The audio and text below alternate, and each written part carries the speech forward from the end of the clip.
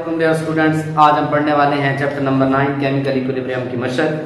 पहला एमसीक्यूज है कि रिवर्सिबल रिएक्शंस की खसूसियात में दर्ज झैल में से कोई एक नहीं है। तो प्यारे बच्चों, इसका जो दुरुस्त जवाब है वो ऑप्शन ए, ये दुरुस्त जवाब है कि प्रोडक्ट्स दोबारा रिएक्टेंट्स नहीं बनाते। आप पढ़ चुके हैं कि रिवर्सिबल रिएक्शंस जो हैं उनमें प्रोडक्ट्स दोबारा रिएक्टेंट्स के अंदर तब्दील होते हैं, जबकि यहाँ पर ए ऑप्शन में उन्होंने लिखा है कि प्रोडक्ट्स दोबारा रिएक्टेंट्स नहीं बनाते, इसलिए ये रिवर्सिबल रिएक्शन की खसूसियत नहीं है। तो पहली मारूजी जो है उसका ये ऑप्शन दुरुस्त है। उसके बाद भी दूसरी मारूजी है चूने की भट्टी में दर्ज झैल रिएक्शन के मुकम्मल होने की वजह है। रिएक्शन उन्होंने लिखा है CaCO3 gives us CaO जमा CO2। अब देखिए ये रिएक्शन जो है ये रिवर्सिबल रिएक्शन है, ठीक है जी। इस रिएक्शन के अंदर प्रोडक्ट्स दोबारा रिएक्टेंट्स के अंदर तब्दील नहीं हो रहे। ये हमने पिछले लेक्चर्स में बात की थी कि अगर हम किसी फ्लास्क का मुंह ऊपर रखते हैं, माउथ उसका ओपन होता है, तो उसका नतीजा क्या निकलता है कि ये जो कार्बन डाइऑक्साइड गैस है ये यहाँ से इवेपोरेट हो जाती है, यहाँ से ये निकल जाती है, बाहर निकल जाती है। इसलिए सारे रिएक्टेंट्स होते हैं वो किसके अंदर तब्दील हो जाते हैं, प्रोडक्ट्स के अंदर। और इसलिए इस मारूजी का जो दुरुस्त जवाब है वो ऑप्शन सी है, कार्बन डाइऑक्साइड का मुसलसल अखराज। यानी कि कार्बन डाइऑक्साइड इस रिएक्शन के नतीजे में बन रही है, अगर वो मुसलसल बाहर की तरफ निकल रही है तो इसका मतलब है ये रिएक्शन जो है ये मुकम्मल हो जाएगा, क्योंकि प्रोडक्ट्स के दोबारा रिएक्टेंट्स में तब्दील होने के चांसेस नेग्लिजिबल होंगे। उसके बाद तीसरी मारूजी है कि दर्जा झैल रिएक्शन के लिए कौन सा इक्विलिब्रियम कांस्टेंट एक्सप्रेशन दुरुस्त है।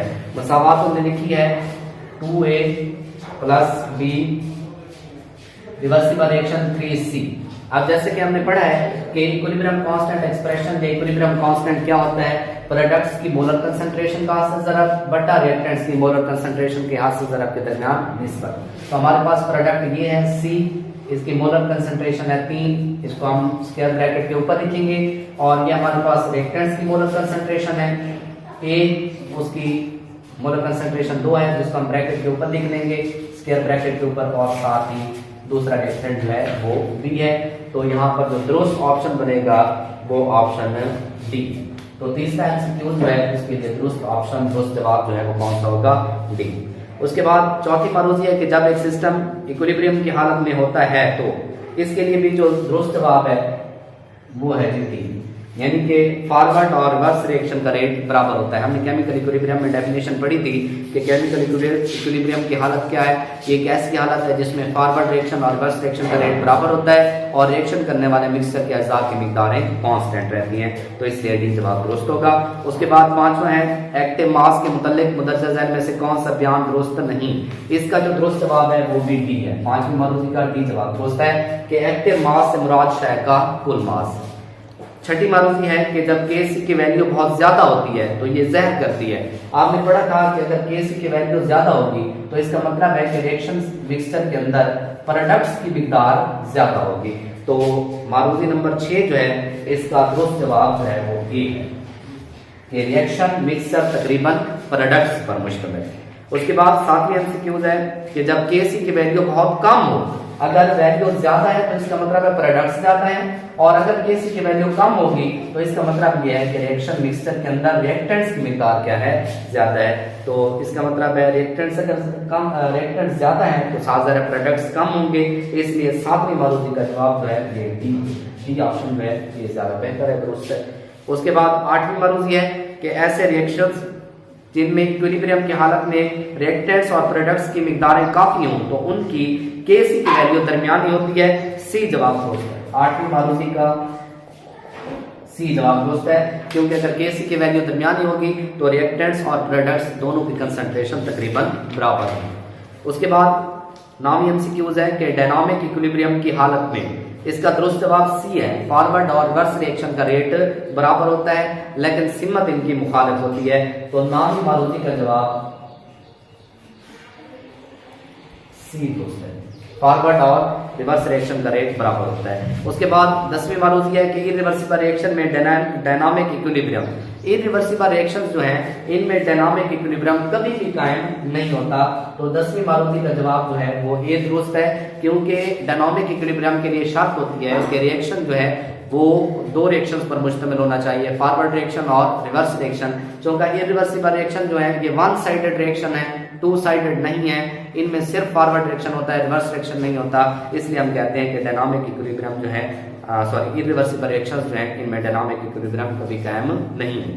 उसके बाद 11वीं एमसीक्यूज है कि रिवर्स रिएक्शन वो है जो बातदरीज तेज होता है, यानी कि हमारे पास जो 11वीं मौजूद है इसका दुरुस्त जवाब डी है। पहले जो है रिवर्स रिएक्शन जब शुरू होता है, मतलब एक रिएक्शन जब शुरू होगा रिवर्सिबल रिएक्शन, उसमें पहले रिवर्स रिएक्शन जो होगा उसकी रफ्तार ऐसा होगी। जैसे जैसे रिएक्शन आगे बढ़ेगा तो रिवर्स रिएक्शन जो है उसमें बातदरीज इजाफा होगा, वो बातदरीज तेज हो जाएगा। तो 11वीं मरूजी का डी जवाब दुरुस्त है। उसके बाद 12वीं मरूजी है कि नाइट्रोजन और हाइड्रोजन एक दूसरे से रिएक्ट करके अमोनिया बनाते हैं। एक वॉल्यूम नाइट्रोजन 3 वॉल्यूम हाइड्रोजन या 1 मोल नाइट्रोजन या 3 मोल हाइड्रोजन जब आपस में रिएक्ट करते हैं तो इससे 2 मोल अमोनिया बनता है। अब वो क्या हमसे पूछना चाह रहे हैं कि इस इक्विलिब्रियम मिक्सचर में कौन सी चीज मौजूद होगी। देखिए इक्विलिब्रियम मिक्सचर जो है उसके अंदर नाइट्रोजन भी होगी, हाइड्रोजन भी होगी और अमोनिया भी होगी। इसलिए हमारे पास जो 12वीं मरूजी है इसका बी जवाब दुरुस्त है, बी जवाब। रिएक्शन मिक्सचर के अंदर नाइट्रोजन और हाइड्रोजन और अमोनिया तीनों चीजें मौजूद होंगी। उसके बाद 13वीं मारूती है PCl3 और Cl2 से PCl5 बनाने के लिए रिएक्शन में Kc के यूनिट्स लिखें। अब हमने क्या करना है, सबसे पहले इक्वेशन लिख लेनी है।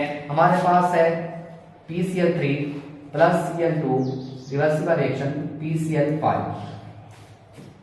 फास्फोरस ट्राइक्लोराइड और क्लोरीन ये आपस में रिएक्ट करके फास्फोरस पेंटाक्लोराइड बना रहे हैं। तो अब ये जो रिएक्शन है इस रिएक्शन के लिए हमने ये बताना है कि Kc का यूनिट क्या है। तो सबसे पहले हम इक्विलिब्रियम कांस्टेंट एक्सप्रेशन लिखेंगे, प्रोडक्ट्स की मोलर कंसंट्रेशन बटा रिएक्टेंट्स की मोलर कंसंट्रेशन का हासिल ज़रब। अब यहाँ पर हमने यूनिट सर्च करने, PCl5 जो है इसके लिए यूनिट हमने लिखना है मोल पर डेसीमीटर क्यूब, और PCl3 के लिए भी मोल पर डेसीमीटर क्यूब, और Cl2 के लिए भी मोल पर डेसीमीटर क्यूब। अब ये 1 मोल पर डेसीमीटर क्यूब इस 1 मोल पर डेसीमीटर क्यूब से कट जाएगा। अब हमारे पास Kc 1 बाय ये एक यूनिट बचा हुआ है मोल पर डेसीमीटर क्यूब, ठीक है जी। अब यूनिट जो है वो कभी भी डिनोमिनेटर में नहीं आ सकता, उसको हम हमेशा न्यूमरेटर के अंदर लिखते हैं, इसलिए हम इसका ये बट्टा खत्म करेंगे।